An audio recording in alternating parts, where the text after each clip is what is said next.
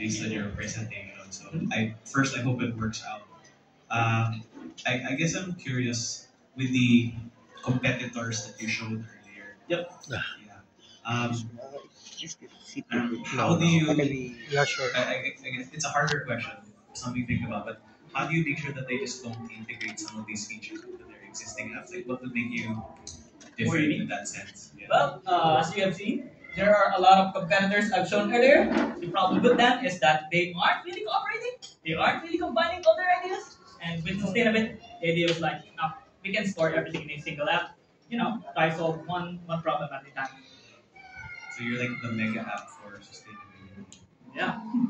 Apart from the water refilling option, did your team get to discuss other options for eco activities that could be incentivized through the app?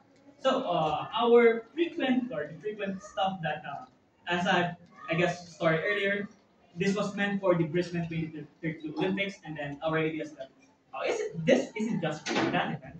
We want this to be used on other events because we want this to be used for our day-to-day lives. And the more eco related stuff that you're doing, we want you to be rewarded. Let's say you have a piece of paper or piece of plastic in your hand, you just don't want to throw it away. If you keep it in pocket, we want you to be incentivized. We want you to be recognized. That's small action. Sige, last comment. Consider the power of branding your particular app so that it's cool enough that people want to be on it. I This agree. guy on my left I is agree. probably the guy who can help you. Just that. It's actually a wordplay Thank you, for sir. sustainability navigation program. It's really wrong. Yeah. But yun, that's just my suggestion. Thank you very much, and I All hope you right. make it. So much.